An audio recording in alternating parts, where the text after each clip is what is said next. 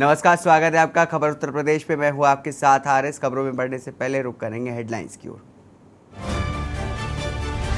CM Yogi Adityanath Lucknow court में हुए गोलीकांड के बाद सख्त, अधिकारियों को कोर्ट में सुरक्षा व्यवस्था बढ़ाने के दिए निर्देश। कोर्ट रूम में माफिया संजीव जीवा को गोली मार करके हत्या के बाद अधिवक्ताओं में नाराजगी, अधिवक्ता ने हड़ताल कर जताई नाराजगी। लखनऊ कोर्ट में शूटआउट के बाद घायल बच्ची से सीएम योगी आदित्यनाथ ने केजीएमयू पहुंच करके जाना है, डॉक्टरों को उच्च गुणवत्ता के इलाज उपलब्ध कराने के दिए निर्देश। लखनऊ के इंदिरा नगर में 12वीं की कक्षा के छात्र के साथ हुआ दुष्कर्म, हथौड़े से प्रहार करके छात्रा को उतारा मौत की घाट। उत्तराखंड के पूर्व सीएम त्रिवेंद्र सिंह रावत ने कांग्रेस सपा पर साधा निशाना, कहा 2014 से पूर्व की केंद्र सरकार के सहयोग से माफिया बने मानवी। यूपी में अगले 2 दिन भीषण गर्मी बढ़ने की जताई आशंका, मौसम विभाग के अनुसार कई जिलों में दिखेगा गर्मी का असर। आप देख रहे हैं के न्यूज, खबरों का सारथी। एक बार आपका स्वागत है। मोदी सरकार के 9 साल वर्ष का कार्यकाल पूरा होने के अवसर पर डिप्टी सीएम पाठक आर्यनगर में आयोजित बीजेपी प्रबुद्ध सम्मेलन में मोदी सरकार की उपलब्धियां बताई। डिप्टी सीएम ने एक कमल गोरखपुर से भी होने की बात कही है। उन्होंने बताया कि मोदी सरकार के 9 साल के कार्यकाल में 100 से अधिक गरीब कल्याणकारी योजनाओं का संचालन किया जा रहा है। भाजपा सरकार में बन रहे अयोध्या में राम मंदिर जनवरी 2024 से रामलला के दर्शन होना शुरू हो जाएगा। डिप्टी सीएम ब्रजेश पाठक ने कहा कि प्रदेश में कानून का राज स्थापित है, गुंडे माफिया जेल में है या प्रदेश छोड़कर के भागने को मजबूर है। विपक्षी दलों पर प्रहार करते हुए डिप्टी सीएम ब्रजेश पाठक ने कहा कि जनता सपा और कांग्रेस को जान चुकी है, मिलकर के चुनाव लड़े या अकेले कुछ होने वाला नहीं।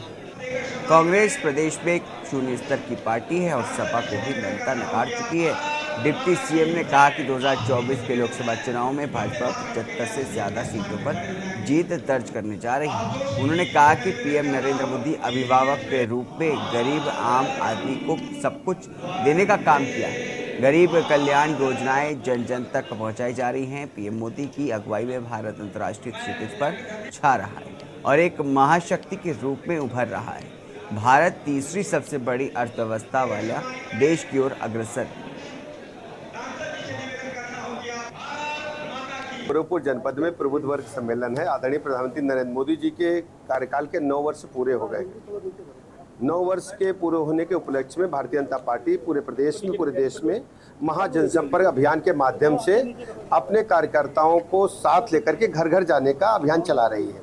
आदरणीय प्रधानमंत्री नरेंद्र मोदी जी की कार्यकाल की 9 साल की जो उपलब्धियां हैं उनको जन जन तक पहुंचा रहे हैं।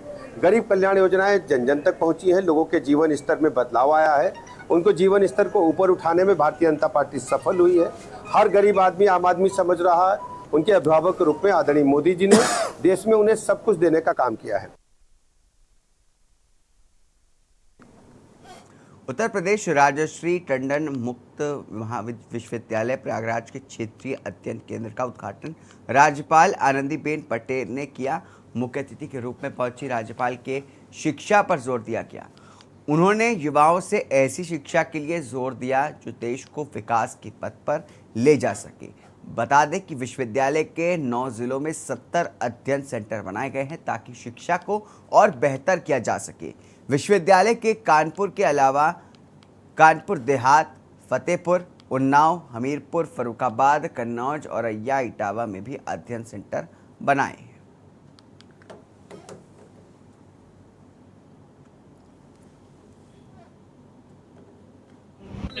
ये उत्तर प्रदेश राजर्षि टंडन मुक्त विश्वविद्यालय का क्षेत्रीय केंद्र कानपुर है।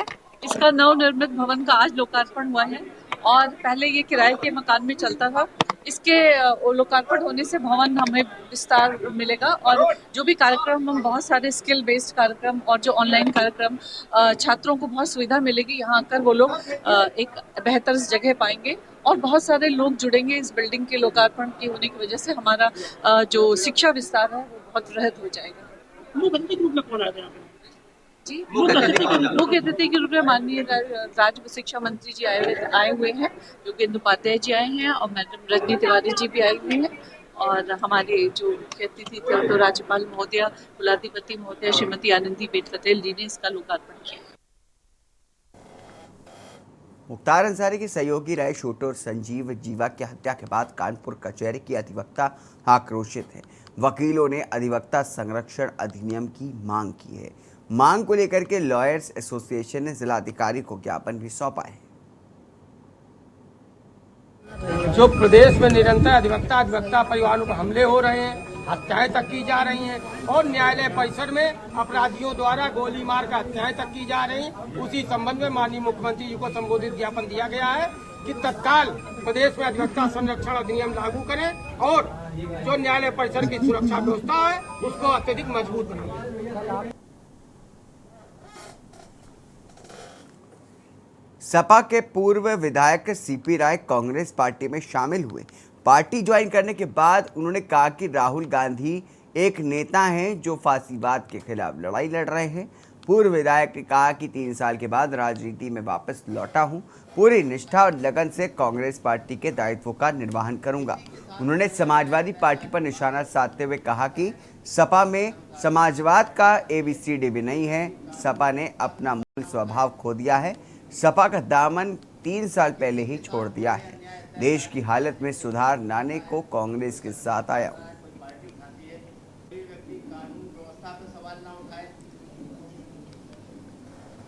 किसी के साथ हो रहे अन्याय अत्याचार की बात जब कोई व्यक्ति उठाता है, कोई संगठन उठाता है, कोई पार्टी उठाती है, कोई व्यक्ति कानून व्यवस्था समाजवादी पार्टी में आ गया हूँ। क्या कहना चाहेंगे आप ज्वाइन के बाद? समाजवादी पार्टी में आ गया हूँ। लोकसभा चुनाव के बारे में क्या कहना चाहेंगे? लोकसभा चुनाव कांग्रेस पार्टी जीतेगी और अच्छी तरह जीतेगी। यहाँ की रणनीति अगर बात करें खासकर कांग्रेस पार्टी के लिए तो कुछ खास नहीं रहा पिछले कई चुनाव में देखे, तो अब क्या लगता है, उम्मीद लगती है 2024 के लोकसभा चुनाव को लेकर? मैंने कहा कि कांग्रेस पार्टी जीतेगी, आप देखते रहिए। और सर यूपी में कानून व्यवस्था को लेकर भी सवाल खड़े किए जाते हैं। कानून व्यवस्था तब होता है जब राज होता। यूपी में जंगल राज है और जंगल राज में कानून व्यवस्था नहीं होती है। कुछ दिनों पहले अभी कल ही की बात है, अरविंद केजरीवाल भी अखिलेश यादव से मुलाकात किए, विपक्ष को एक साथ लेने की बात है। कांग्रेस उसमें कहाँ देख रही है अपने आप? अरविंद केजरीवाल को मैं व्यक्तिगत रूप से कांग्रेस पार्टी क्या फैसला लेगी उसके ये बड़े नेता तय करेंगे, लेकिन अरविंद केजरीवाल को व्यक्तिगत रूप से मैं बहुत गंभीरता से नहीं लेता हूँ। उत्तर प्रदेश के उप मुख्यमंत्री ब्रजेश पाठक ने लखनऊ कोर्ट में गोली मारकर के बदमाश की हत्या के मामले में अपनी प्रतिक्रिया दी है। उन्होंने कहा कि इस मामले की जांच चल रही है, जो भी दोषी हैं वो बख्शे नहीं जाएंगे। बता दें कि डिप्टी सीएम कल महाराजगंज में कार्यकर्ताओं को संबोधित किया। इसके बाद केंद्रीय वित्त राज्य मंत्री पंकज चौधरी के पौत्र के 12वीं कार्यक्रम में शामिल हुए, आशीर्वाद दिया। आपको बता दें कि इसके बाद उन्होंने व्यवस्थाओं का हाल जाना।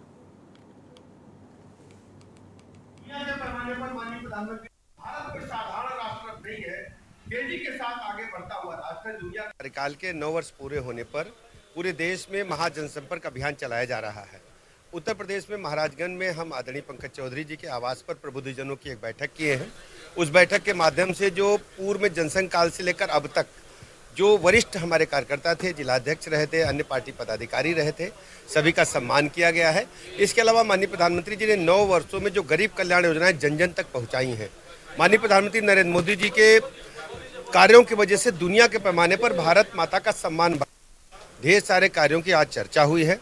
हम सब महाराजगंज के कार्यकर्ताओं से अपील करने के लिए आए हैं कि सब लोग जुट करके 2024 के लोकसभा के चुनाव के लिए आज से ही जुट जाएंगे और पिछली बार से भी दोगुने वोटों से जिता करके आदरणीय पंकज को देश की सबसे बड़ी पंचायत में भेजेंगे और ये जीत आदरणीय प्रधानमंत्री नरेंद्र मोदी जी की जीत होगी। नेता हम होते थे, अब आपके प्रधानमंत्री माननीय मोदी जी हैं, इसलिए हम लोग तो दुनिया के भारतीय जनता पार्टी जनसंपर्क अभियान चला रही है। उसी अनुक्रम में हम सब आज यहाँ इकट्ठा हुए हैं, लेकिन एक खुशी का भारत कोई साधारण राष्ट्र नहीं है, तेजी के साथ आगे बढ़ता हुआ राष्ट्र। दुनिया के पैमाने पर आज जिन लोगों ने हमें ऐसी योजनाएं हैं जिनके माध्यम से माननीय प्रधानमंत्री जी ने देश और प्रदेश के लोगों का दिल जीतने का काम किया। दुनिया के पैमाने पर माननीय प्रधानमंत्री, भारत कोई साधारण राष्ट्र नहीं है, तेजी के साथ आगे बढ़ता हुआ राष्ट्र। दुनिया के पैमाने पर आज जिन लोगों ने हमें गुलामी की अगली खबर अमेठी से है, जहां पर पुरानी पेंशन बहाली को लेकर के राज्य के कर्मचारी संयुक्त परिषद का रथ समूचे उत्तर प्रदेश में घूम घूम करके समस्त विभागों के कर्मचारियों को एकत्रित करते हुए बैठक करके सरकार से आर पार की लड़ाई लड़ने के लिए तैयार है। राज्य के कर्मचारी संयुक्त परिषद के प्रदेश अध्यक्ष हरि किशोर तिवारी के नेतृत्व में ये रथ प्रयागराज से चल करके गुरुवार को अमेठी पहुंचा, जहां पर लगभग 34 विभागों के कर्मचारियों के साथ बैठक की गई। इस मौके पर मीडिया से बात करते हुए प्रदेश अध्यक्ष ने बताया कि पुरानी पेंशन व्यवस्था समाप्त करके सरकार द्वारा हमारे ऊपर नई पेंशन व्यवस्था लाद दी गई है। हम लोग पिछले कई सालों से आंदोलनरत हैं, इसके बाद भी सरकार सुन नहीं रही है। हमारे वेतन से जो पैसा काटा जा रहा है वो शेयर मार्केट में लगाया जा रहा है। जो कर्मचारी रिटायर हो रहे हैं उनको 200, 500 और 1000 रुपये पेंशन मिल रही है। ऐसे में हमारा पैसा कहाँ जा रहा है पता नहीं है। आगामी 2024 में होने वाले लोकसभा चुनाव से पहले आर पार की लड़ाई होगी। सरकार से चुनाव से पहले यदि हमारी बात नहीं मानी तो हम राजनीतिक निर्णय लेंगे।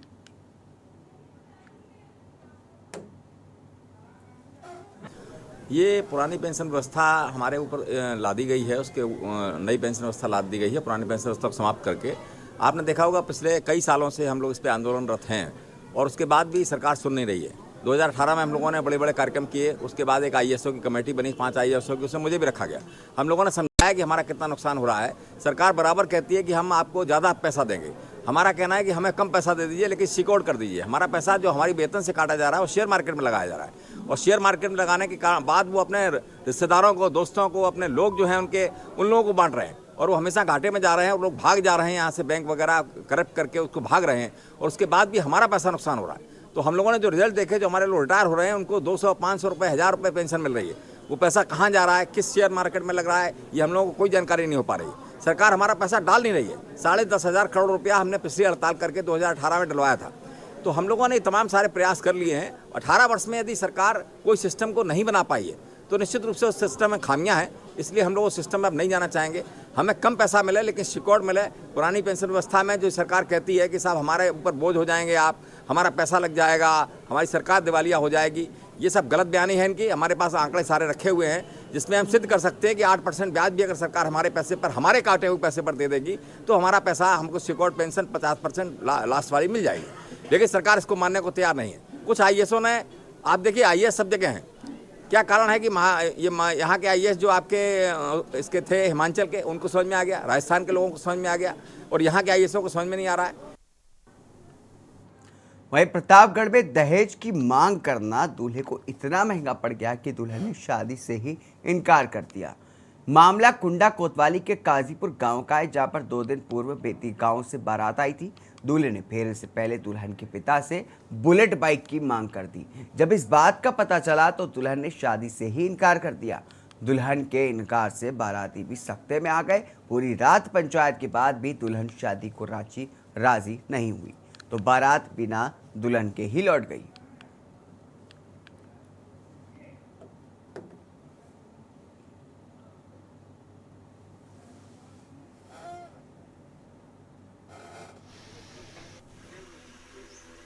प्रयागराज जनपद के बछरावा विधानसभा में जगह जगह पर अपनी छोटी छोटी संगठन की बैठकें लगाई है और इस बैठक का मेन उद्देश्य ये है कि अपने संगठन की सुरक्षा, अपने साथियों को और अधिक संख्या में जोड़ना और कांग्रेस पार्टी को हर कीमत पर 2024 में यहाँ पर तो हमारी सांसद है आदरणीय श्रीमती सोनिया गांधी जी, अब की बार उनको 2-3 गुना ज़्यादा वोटों जिता करके संसद में पहुँचाना और इस देश में राहुल गांधी को प्रधानमंत्री बनाना, यही संकल्प लेकर के हम लोग यहाँ पर आए हैं और पूरा विश्वास है कि रायबरेली की जनता, बछरावा की जनता हम लोग के साथ जैसे खड़ी रहती है। 2024 में क्या आग्रह करना चाहेंगे?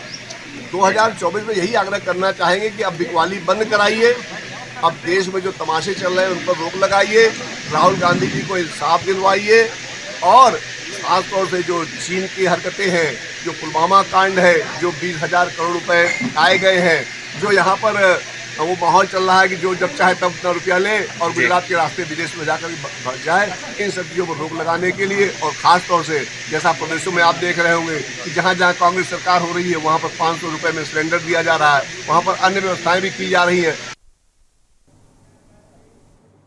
रुकेंगे छोटे से ब्रेक के लिए, ब्रेक के बाद जल्द हाजिर होंगे। आप देख रहे हैं के न्यूज। खबरों का सारथी।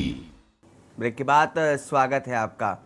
तो आपको बता दें कि दुल्हन से रची गई शादी राजी नहीं हुई, क्योंकि बारात में उसने बाइक मांग ली थी, क्योंकि दूल्हे ने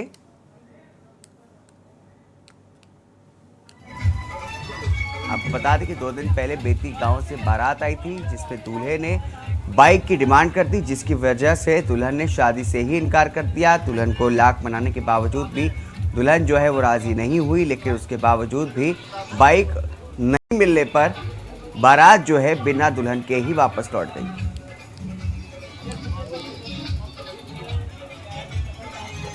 हमने गाड़ी मांगा। कौन सी गाड़ी? बुलेट। कि हमको शादी में बुलेट देना, तब हम शादी करेंगे, नहीं हम शादी नहीं करेंगे। पहले कभी नहीं कहा था कि हम बुलेट लेंगे। जब बारात आई थी तब उन्होंने कहा कि हम शादी करेंगे, अगर बुलेट लेंगे तो शादी करेंगे, नहीं शादी नहीं करेंगे। जब जो ना जयमाल बा और जब शादी करे के टाइम आई तो उनसे कपड़ा मांगे गए तो एक पेरी पकड़ा हुआ थे। तो वही बात कहूँ, पेरी से जो ना शादी हो तो कहाँ हमारे पास कौन सामान नहीं, न गहना का लाए और न देव जो ना यही पेरी से शादी करे को करा, नहीं तो न करा जो ना, या तो गहना लाई तो फिर हमका बुलेट दिया तो हम कहा चीज न दे पाओ, तो कहा न देव तो शादी न करब, तो हम कहा चला ठीक है हम शादी। शाहजहांपुर पुलिस अधीक्षक यश आनंद के निर्देशन में भारी पुलिस बल के साथ ही कोर्ट परिसर को चेक किया गया है। चेकिंग के दौरान कोर्ट परिसर में चारों गेटों पर ड्यूटी पर लगे कर्मचारियों को सख्त निर्देश देते हुए कहा गया कि कोर्ट परिसर में प्रवेश करने वाले प्रत्येक व्यक्ति की नियमानुसार चेकिंग की जानी चाहिए। न्यायालय परिसर में स्थित कैंटीन में भी कैमरा लगवाने के निर्देश दिए गए हैं। बता दें कि कोर्ट परिसर में कुल 31 कैमरे लगे हैं, जो कि सही से काम नहीं कर रहे हैं। आपको बता दें कि कोर्ट परिसर के गेट नंबर 2 पर बैंक स्कैनर को लेकर के भी बार एसोसिएशन मीटिंग हॉल की तरफ से अधिवक्ताओं के बैठने के स्थान पर और रास्ते में कैमरे नहीं लगे हैं। बार काउंसलिंग से संपर्क करके संभावित स्थानों पर कैमरे लगवाने के लिए कहा गया है। कोर्ट परिसर में चेकिंग के नाम पर भारी चूक होने के बाद शाहजहांपुर पुलिस अधीक्षक यश आनंद ने कहा कि अवकाश के दिनों में भी आवश्यकता अनुसार पुलिस बल लगाया जाएगा।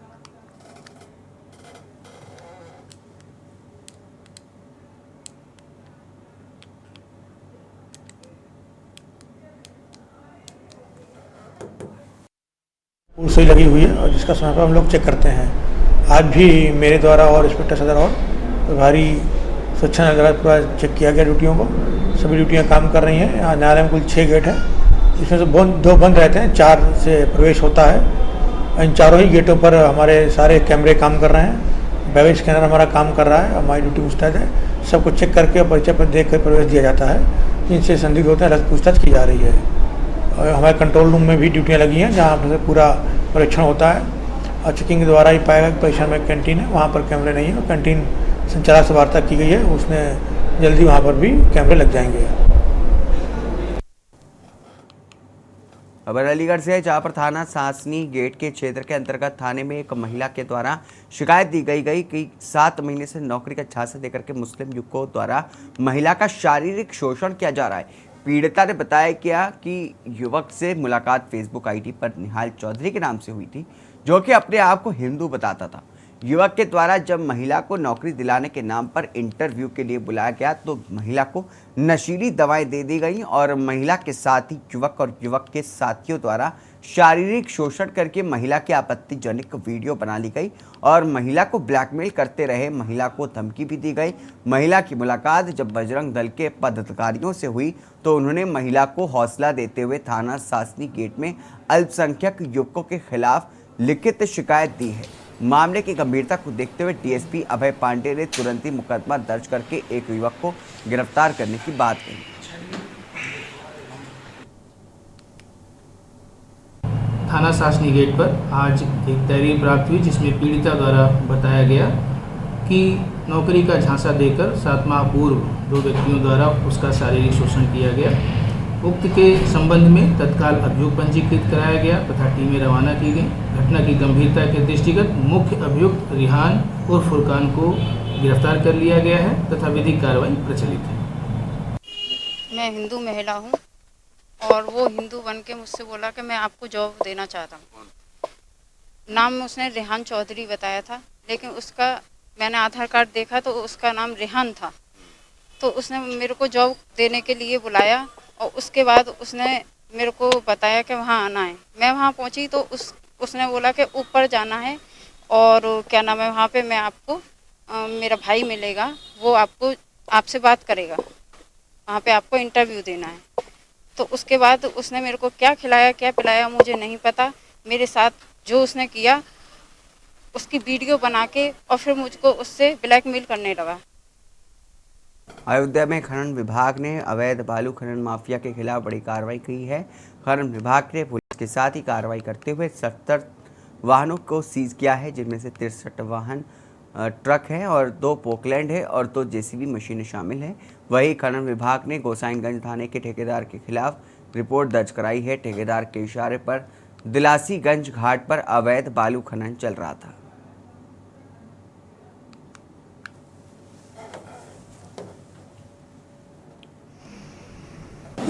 तहसील सदर में बेगमगंज माझा में नदी तल पर एक हमारे विभाग की तरफ से बालू का खनन पट्टा हुआ था, जो एक 1.214 हेक्टेयर का था। उसमें निरंतर शिकायत मिल रही थी, इसके द्वारा जो है बिना रॉयल्टी की गाड़ियाँ निकाली जा रही हैं, जिसके क्रम में जॉइंट मजिस्ट्रेट साहब, मैं, सीओ साहब और थाने की पुलिस के साथ जो है कि हम लोगों ने छापेमारी की। तो छापेमारी में लगभग 67 ट्रकें और जेसीबी पोकलैंड पकड़ी गई हैं, जिनको थाने में सीज कराया गया। जब पैमाइश की गई तो उसके द्वारा 15,000 क्यूबिक मीटर का खनन किया गया था, लेकिन रॉयल्टी केवल 2250 की काटी गई थी, क्योंकि उसके द्वारा लगभग 12,000 घन मीटर की रॉयल्टी नहीं काटी गई और गाड़ियों का अवैध परिवहन कराया जा रहा था, जिसके क्रम में पट्टेधारक के विरुद्ध जो है थाने में FIR दर्ज कराई गई है और वाहनों को सीज कराया गया है।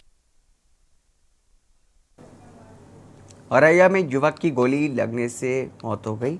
गोली युवक के सिर पर लगी है। मामला अपूर्व के परसीपुर गांव का है। परिजनों की सूचना पर पहुंची पुलिस को मौके पर ही तमंचा पड़ा मिला है। वहीं घटना के बाद से ही उसकी पथरी में गायब है। बच्चों ने पुलिस को बताया कि मां दवा लेने के लिए कहकर के घर से निकली थी। परिजनों ने भी दंपत्ति के बीच विवाद की बात कही है, जिसके बाद से पुलिस हत्या और आत्महत्या के एंगल पर जांच कर रही है। साथ ही पुलिस ने युवक की पत्नी की तलाश भी शुरू कर दी है। 8 बजे सूचना प्राप्त हुई है कि यहाँ पसईपुर गांव में शिव महेंद्र कुशवाहा ये रहते हैं, लगभग 40-42 वर्ष इनकी उम्र है। इन्होंने अपने आप को गोली मार ली, ऐसी सूचना प्राप्त हुई थी। मौके पर थानाध्यक्ष और सीओ से लेकर सभी लोग हम लोग आए हैं।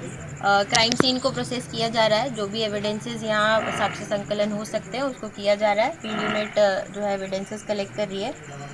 बॉडी का पंचायतनामा करके इसको पोस्टमार्टम के लिए भेजा जाएगा। इसी के साथ इस बुलेटिन में बस इतना ही। दीजिए इजाजत। नमस्कार।